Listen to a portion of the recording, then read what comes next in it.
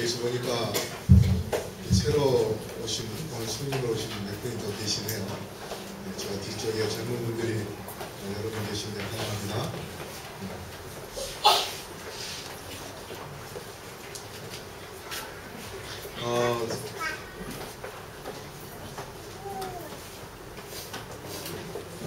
저희 교회가 모바일 홈페이지가 있습니다. 새로 오신 분들 모바일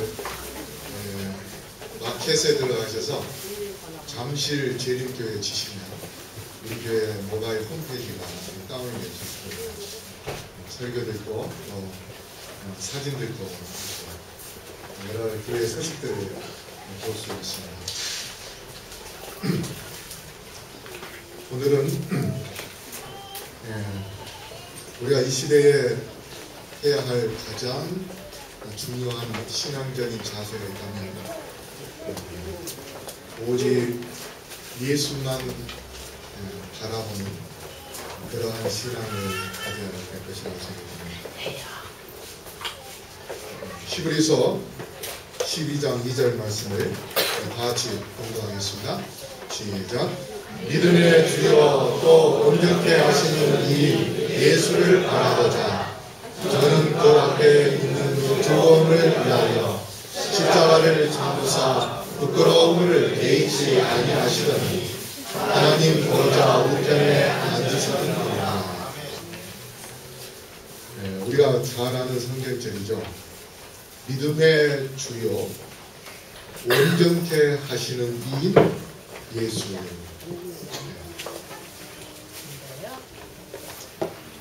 그러면서 예수를 바라보자. 예수를 바라보자. 사도 바울이 우리 인생의 목표를 예수를 바라보는 것입니다. 그렇게 말씀을 하시는데요. 공동 번역 성경에는 예수를 바라보라는 말씀을 예수만을 바라봅시다. 그렇게 기록을 합니다. 예수님만 바라보라. 다른 것은 쳐다보지 말고 오직 누구만? 예수님만. 예수님. 우리가 지금 누구를 기다리고 있습니까? 예수님의 재림을 기다리고 있죠. 구약 성경에서는 구약 시대는 4,000년 동안 여자의 후손을 기다려 왔습니다. 이제 신약 시대 2,000년 동안에는 바로 재림 예수님을 우리가 기다리며 살고 있습니다. 그래서 우리가 예수님의 재림을 맞이하려면 누구만 바라보고 살아야 된다. 바로 예수님만 바라봅시다. 둘이 아니고 하나, 오직이라는 말은 그러한 의미가 들어있는데요. 이사야 45장 5절 6절을 다 같이 한번 읽어볼까요? 시작. 나는 여호와라. 나 외에 다른 이가 없나니 나 밖에 신이 없느니라. 너는 나를 알지 못하였을지라도 나는 내 띠를 동일 것이요 해 뜨는 곳에서든지 지는 곳에서든지 나 밖에 다른 이가 없는 줄을 우리로 알게 하리라. 나는 여호와라. 다른 이가 없느니라. 여기 보니까 나는 여호와라 이렇게 말씀하시면서 나 외에 다른 이가 있다? 없다 그렇게 말씀합니다. 온 우주에 참신은 누구만 계신다고요? 예수님만 계신 것입니다. 참신. 옛날에 참기름 이 구수하잖아요. 참기름. 근데 참기름이 구수하고 또 비싸니까 기름 장사들이 장난을 쳤어요. 어떻게 했냐면 콩을 볶아가지고 콩기름을 섞어서 참기름하고 반반씩 섞은 겁니다. 이 깨라는 것은 참깨라는 것은 구수하기도 하고 어떤 때는 또 맛이 좀 덜할 수도 있어요. 그래서 참기름 냄새가 좀 나기만 하도 아 이게 참기름이구나 그렇게 생각할 수 있기 때문에 절반씩 나눠가지고 가짜 참기름을 만들어서 팔았습니다.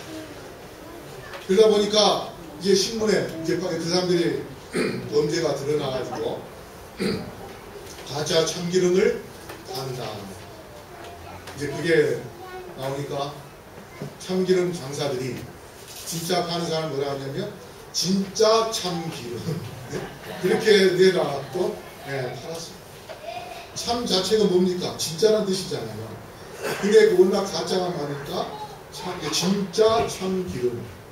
그래도 또 가짜가 생기니까 또 진짜 참기름 그렇게까지 하면서 장사하는 것을 볼 수 있습니다. 이 우주에 만왕의 왕 되시며 만주의 주 되신 분은 오직 누구다? 여호와 한 분이십니다. 여호와만이 참 신인 것입니다. 그렇기 때문에 우리가 정말 믿음을 갖고 믿어야 할 그러한 신이 있다면 참 신 되시는 여호와를 믿는 것입니다. 그래서 그분만이 우리에게 구원을 주실 그러한 구원자이시고 그 다음에 우리의 인생, 우리의 삶 자체를 주장하시는 또 우리에게 구원을 주시는 그러한 하나님, 참 하나님. 그래서 오늘 예수님을 바라보라고 하는데 물론 조금 전에 설명도 했지만 우리가 바라봐야 되는 그런 목적이 있습니다. 그 목적은 첫째 믿음의 주 온전케 하신 이를 바라봐야 됩니다. 다시 말해서 우리에게 믿음을 주고 우리를 온전하게 우리의 품성을 온전하게 해주시는 그러한 예수님이시기 때문에 그분을 바라봐야 될 것이고 그 다음에 십자가로 승리하게 해주신 그러한 분이시기 때문에 그리고 하늘 보좌 우편에 계신 그러한 분이기 때문에 우리가 그분을 바라봐야 되는데 여기 믿음의 주 온전케 하신 이 말씀은 어떤 또 의미가 있냐면 믿음의 근원이시며 완성자 믿음의 시작이면서 뭐예요? 믿음의 종결자 완성자. 그래서 공동번역 아까 읽었던 히브리 12장 2절에요. 그리고 우리의 믿음의 근원이시며 완성자이신 예수만 바라봅시다. 그렇게 말씀하십니다. 믿음의 근원, 믿음의 근원.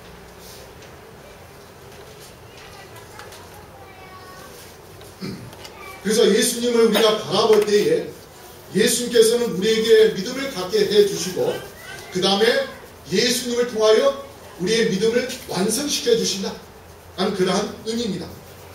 그래서 모든 것의 처음이요 나중이시고 알파와 오메가 되시는 예수님 우리가 그분을 의지할 때에 그분을 통해서 우리가 믿음을 갖게 될 뿐 아니라 그분을 통하여 믿음을 완성하게 될 것입니다. 예수님께서는 우리에게 확고한 믿음을 보여주신 그러한 사례들이 있는데 많이 있습니다. 그러나 그 중에 그분의 공생애를 시작했을 때에 40일 동안 금식하고 난 다음에 마귀가 돌덩어리로 떡을 만들어서 먹어라 그렇게 유혹을 했습니다.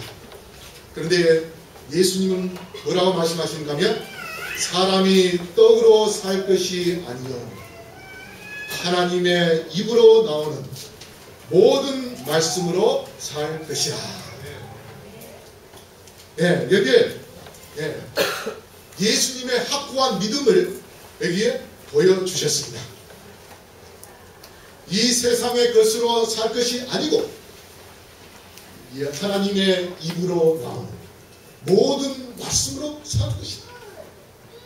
이 말씀은 우리에게 보이는 것을 믿는 것보다는 하나님께서 주시는 그 말씀을 믿을 때에 하나님께서 말씀으로 이 세상을 명할 때에 나무가 올라오고 꽃이 올라오고 모든 생물이 존재하게 된 것처럼 예수님께서 우리에게 말씀만 하신다면 우리가 어떠한 병이 걸렸다 할지라도 예수님은 우리의 병을 금방 치료해 주실 것입니다.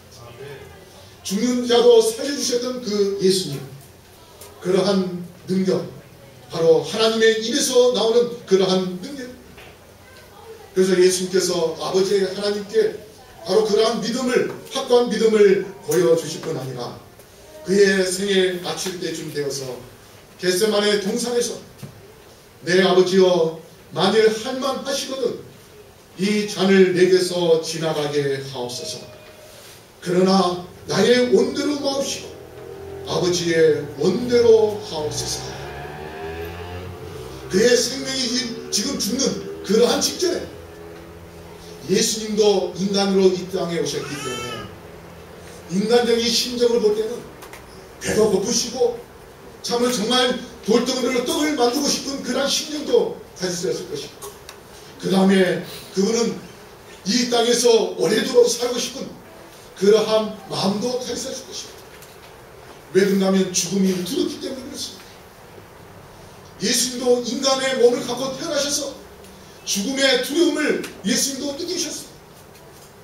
그래서 겟세마네 동산에서 기도했을 때에 그 예수님의 몸에서 뭐가 나왔습니까? 피가 나왔다 했습니다. 땀과 피가 나왔다 했습니다. 얼마나 그분이 스트레스를 받았기에 그의 몸에서 피가 나왔을 것입니다. 그만큼 죽음은 두려운 것입니다. 그런데 그가 인간적인 생각으로 볼 때는 죽음을 피하고 싶지만, 그러나 하나님의 뜻이기 때문에 그분이 이 땅에 오신 목적은 아버지 하나님의 사랑을 보여주시기 위하여, 또한 인류를 구원하시기 위하여 오셨기 때문에 그는 그의 목숨을 우리를 위하여 내놓으셨습니다. 그래서 아버지 하나님을 믿고 그가 목숨을 내놓기로 그렇게 믿음을 보여주신 그러한 모습. 그렇기 때문에 우리는 믿음의 주요, 믿음의 근원이요, 그 다음에 믿음을 온전케 하는, 완성케 하시는 그러한 분이라, 이렇게 사도 바울이 이야기를 합니다.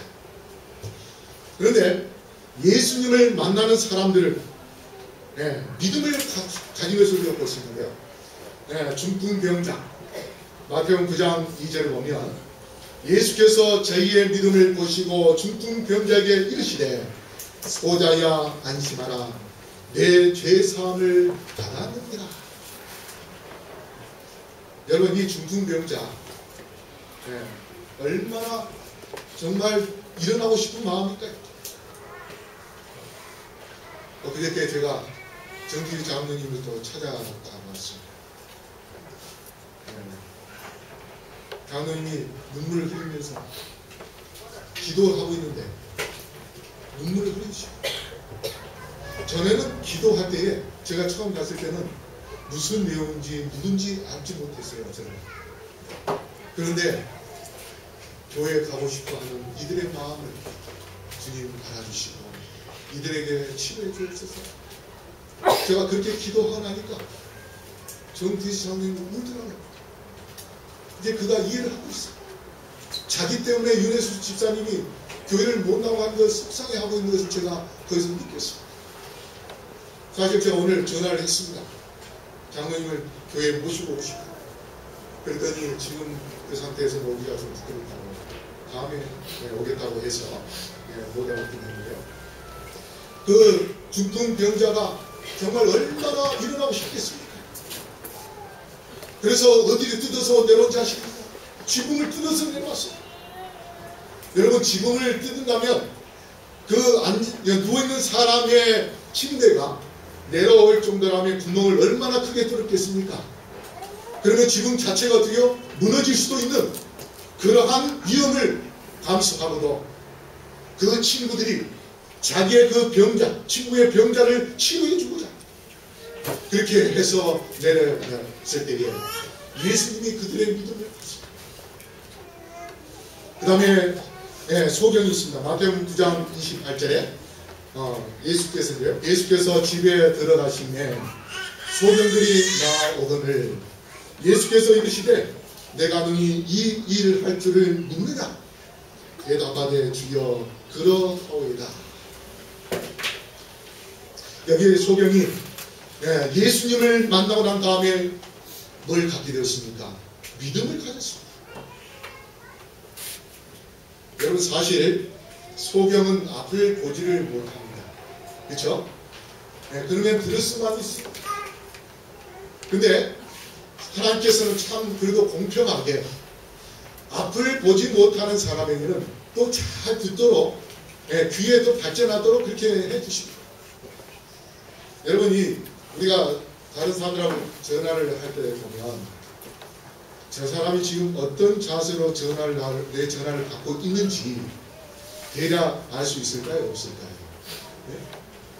만약에 누워서 이렇게 딱 턱 대고 전화를 딱 받고 있다. 어린 사람이. 그러면은 턱 대고 지금 전화 받고 있는지 목소리 듣고 알 수 있을까요? 없을까요? 알 수 있습니다. 음성을 다 이렇게 들어보면 이 사람이 지금 어떤 자세로 내 전화를 받고 있나.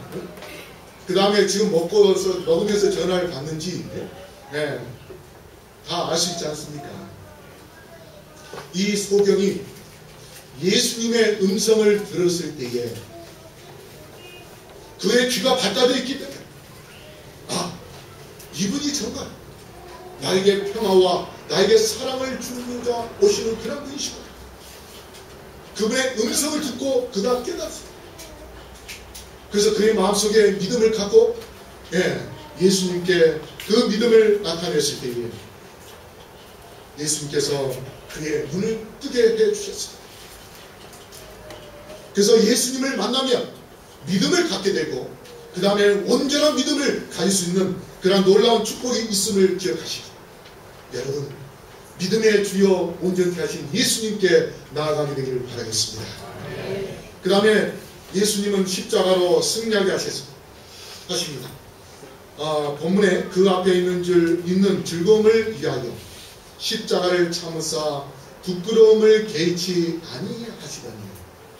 우리가 다 알듯이 예수님이 십자가 달려 돌아가시고 사흘 만에 부활하셨습니다. 무엇부터 부활하셨습니까? 죽음에서부터. 그래서 예수님은 죽음에서 승리하는 그러한 분이십니다. 그런데 참으로 그 십자가를 짊어지신 것은 얼마나 부끄러운지 모릅니다. 왜 그런가 하면 살인자나 정말 극악한 그러한 범인들 그들에게만 처했던 그러한 사형제도였는데 아무 죄 없는 예수님이 이 세상을 창조하신 예수님이 6,000년 전에 예수님께서 말씀으로 나무를 만드셨는데 예수님이 만든 그 나무로 예수님께서 지금 수치를 당한 것입니다. 사실 그 로마 병사들이 예수님의 옷을 벗기고 제비 뽑을 때에는 예수님의 몸에는 희루라기 하나 없는 거치지 않는 온몸이 다 드러난 그런 부끄러운 상태에 있습니다. 정말 수치스러운 그런 모습을 보였습니다. 그러나 예수님은 그걸 아시면서도 십자가를 짊어지셨습니다.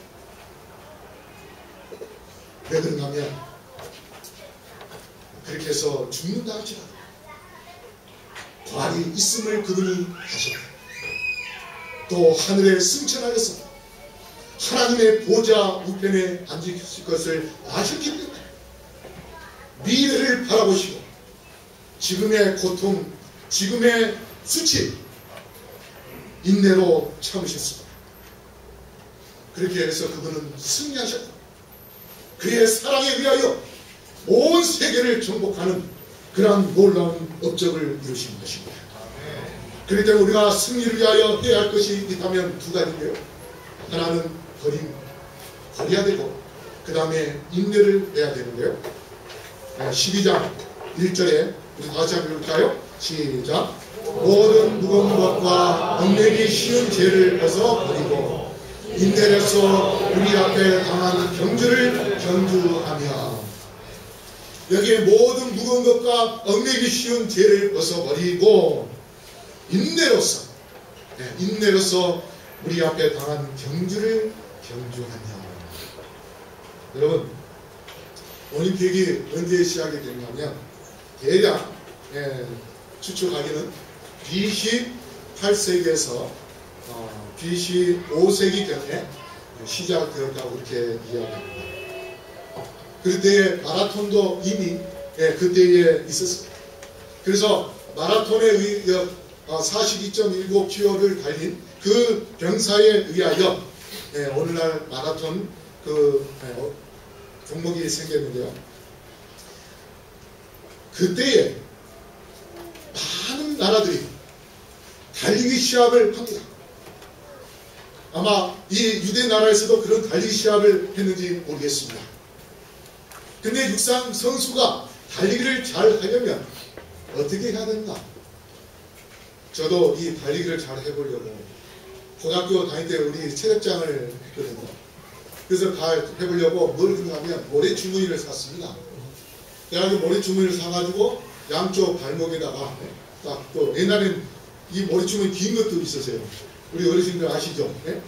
하얀 광목 같은 거에다가 모래를 집어넣고 그 다음에 이만큼 긴 거로 이렇게 해서 종아리에다 딱 묶어놔가지고 그걸로 이제 달리는 것입니다.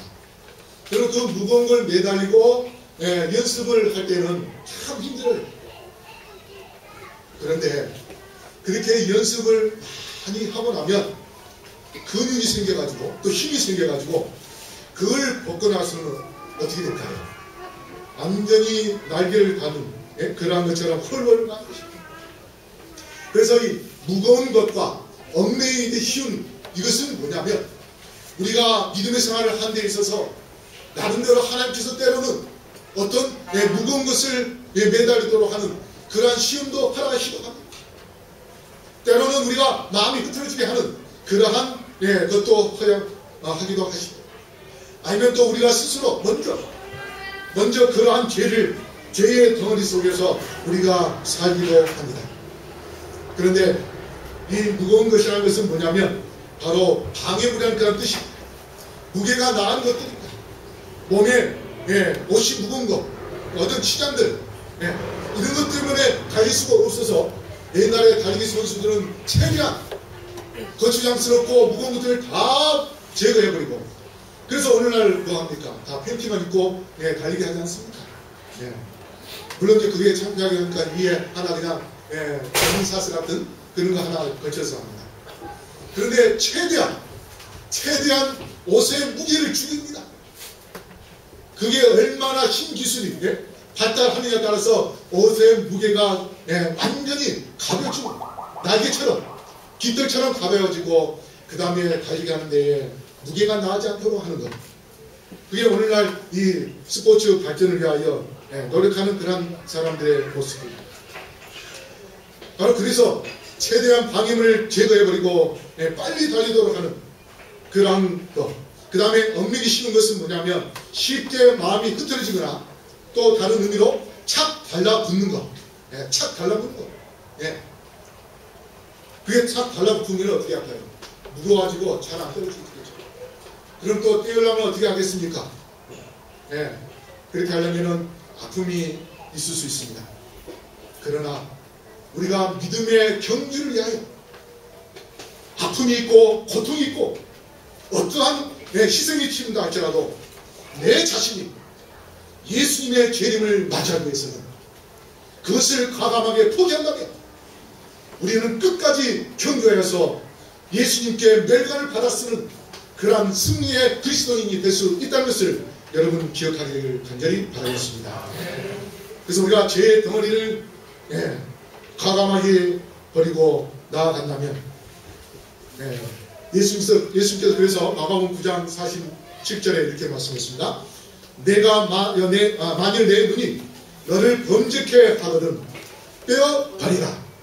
한 눈으로 하나님의 나라에 들어가는 것이 두 눈을 가지고 지옥에 던지는 것보다 나으니라. 여러분이 갖고 있는 차가 여러분의 신앙에 방해된다면 그 차를 과감하게 버릴 수 있는 그러한 마음을 가져야 됩니다. 그리고 여러분의 눈도 만약에 두 눈을 보고서 죄를 짓고 음탕한 생각을 하고 그렇게 해서 예수님을 떠나게 한다면 그 두 눈을 다 뽑아버리고 하늘나라 가는 것이 더 낫다는 거예요.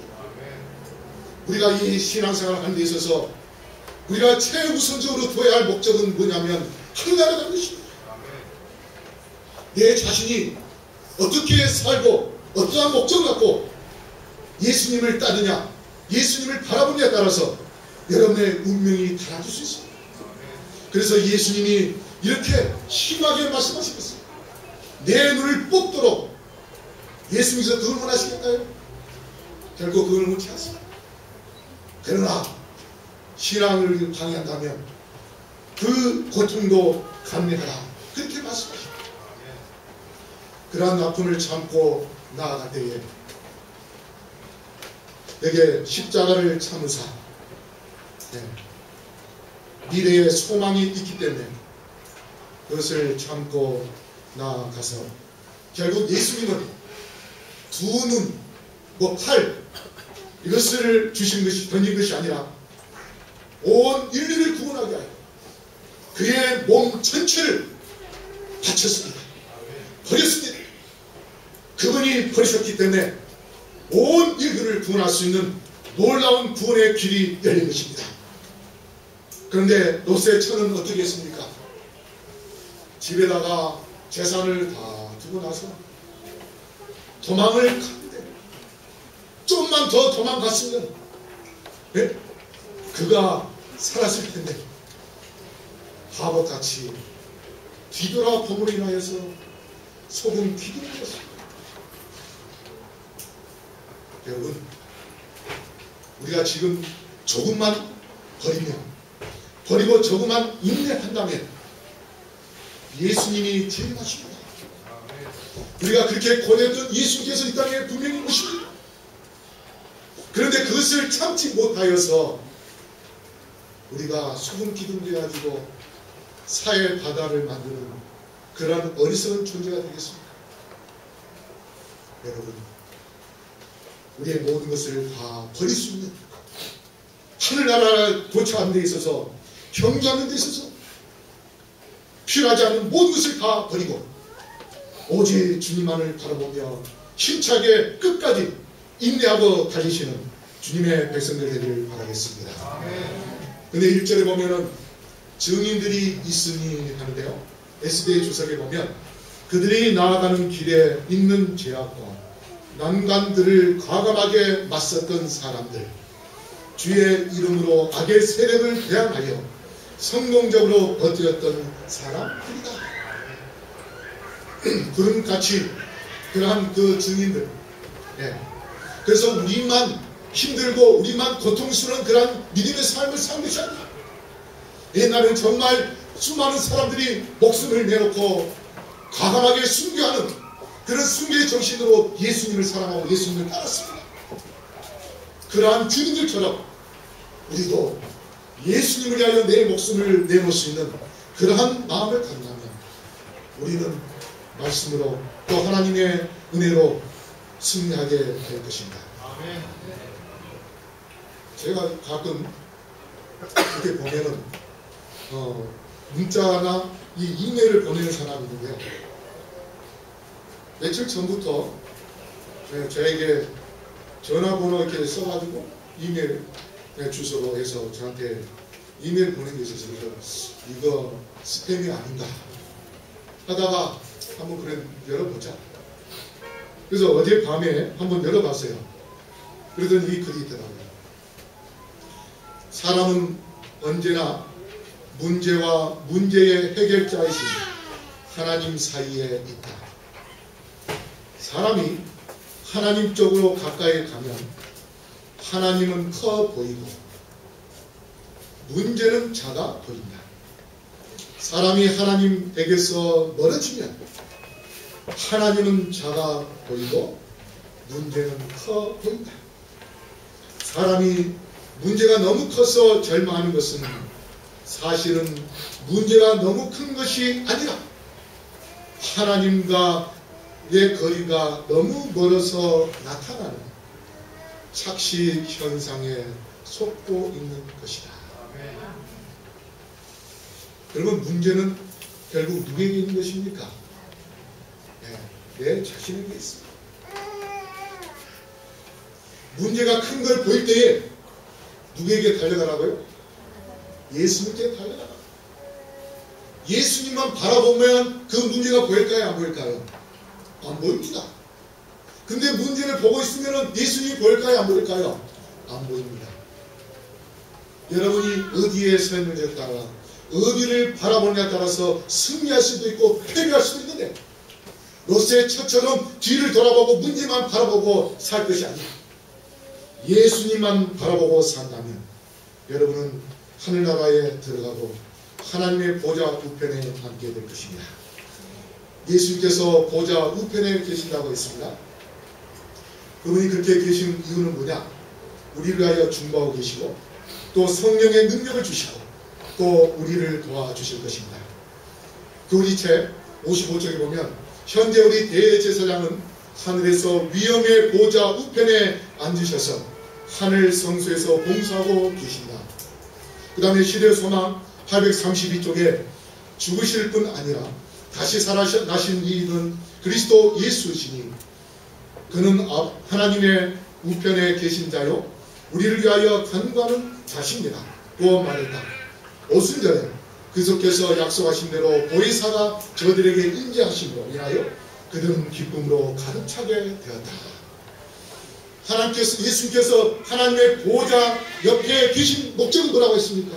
바로 우리에게 성령의 능력을 부어주셔서 초대교회 때에, 오순절 때에 그 성령의 능력으로 하루에 3,000명, 5,000명 더 많은 숫자가 예수님을 믿는 그런 놀라운 역사가 일어난 것처럼 지금도 하나님의 보좌 옆에서 예수님은 보혜사를 우리에게 보내주셔가지고 그 보혜사의 능력으로 이 교회를 부흥시키며 우리의 믿음이 온전해지기를 원한다는 것을 기억하게 되길 바랍니다. 그러기 위하여 우리는 예수님을 바라봐야 되는데 시대의 소망 523쪽에 구속받은 영혼들을 영원히 구원 얻은 영혼들을 바라보는 기쁨이야말로 나를 따르라고 말씀하신 예수의 발자취를 따라가는 모든 사람들이 받을 보상이다. 여러분 우리만 예수님을 바라보는 것이 아니고 지금 누구도 우리를 바라본다고요? 구원을 얻은 영혼들을 예수님께서 바라보고 계시다고 했습니다. 그래서 우리에게 뭘 주기로 원하신다고요? 보상을 주기로 원하신다 했습니다. 그 보상은 바로 하늘나라입니다. 지금도 보좌 우편에 계시는 예수님을 여러분 기억하시고 예수님만 바라보게 되기를 간절히 바랍니다. 마지막 한 가지 이야기하고 마치겠습니다. 옛날에 충성된 한 신하가 왕에게 찾아가서 질문합니다. 왕이시여, 어떻게 하면 죄의 유혹을 피하고 나라를 위해 깨끗한 마음으로 충성되게 일할 수 있겠습니까? 그렇게 물었습니다. 그래서 임금이 뭐라고 하냐면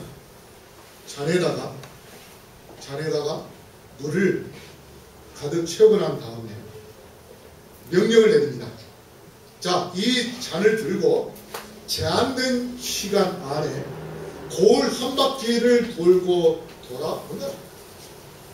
단 한 방울의 물이라도 흘리면 그땐 큰 벌을 내릴 것이다. 이 젊은 신하가 왕에게 뭔가 좀 질문해서 칭찬 좀 들어보려고 하다가 곤욕스러운 일을 이제 겪게 되었습니다.